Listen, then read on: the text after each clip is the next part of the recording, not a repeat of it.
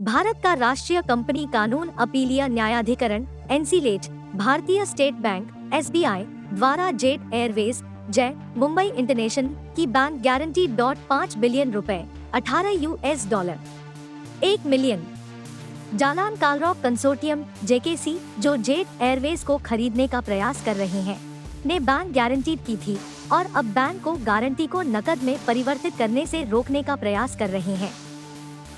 नवंबर 2022 में national company NCLT ने JKC को एसबीआई सहित लेनदारों को $22.4 मिलियन का भुगतान करने के लिए 6 महीने का समय दिया।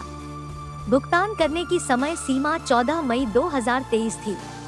हालांकि एसबीआई के वकील का कहना है कि कोई फंड नहीं आ रहा है।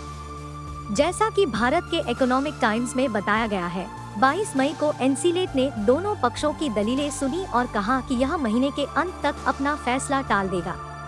ट्रिब्यूनल ने पक्षों से समाधान योजना को लागू करने में सहयोग करने का भी आग्रह किया। जेट एयरवेज ने अप्रैल 2019 में संचालन बंद कर दिया, जिसके 18 महीने बाद कंसोर्टियम को खरीदार के रूप में नामित किया गया।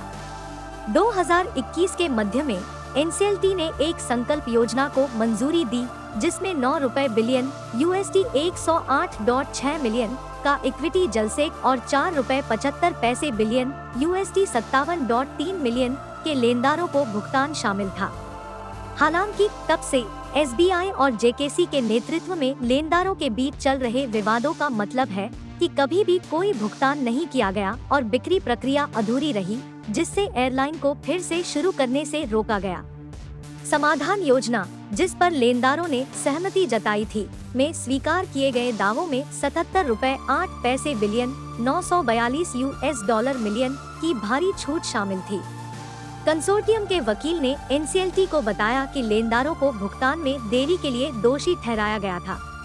उन्होंने कहा कि बैंक खाते का विवरण 13 अप्रैल तक प्रदान नहीं किया गया था। जेकेसी को मध्य मई की समय सीमा से पहले भुगतान करने के लिए पर्याप्त समय 32 दिन नहीं दिया गया। कथित तौर पर कंसोर्टियम के वकील ने ट्रिब्यूनल को बताया कि लेनदार की शिथिलता नवंबर के आदेश को अमान्य करने के लिए पर्याप्त कारण थी और एक नई भुगतान समयरेखा निर्धारित करने के लिए कहा। जेकेसी को पसंदीदा खरीदार नामित किए जाने के 3 साल बाद कुछ संकेत है कि अधिग्रहण भाव से चल रहा है। भुगतान करने में चल रही विफलताओं के अलावा मनोनीत सीईओ सहित कई वरिष्ठ अधिकारियों ने हाल ही में इस्तीफा दे दिया है और एयर ऑपरेटर के प्रमाण पत्र को पिछले सप्ताह समाप्त होने की अनुमति दी गई थी। भारत स्थित मीडिया रिपोर्ट कर रहे हैं कि नए सीईओ के लिए भर्ती प्रक्रिया शुरू करना अभी बाकी है।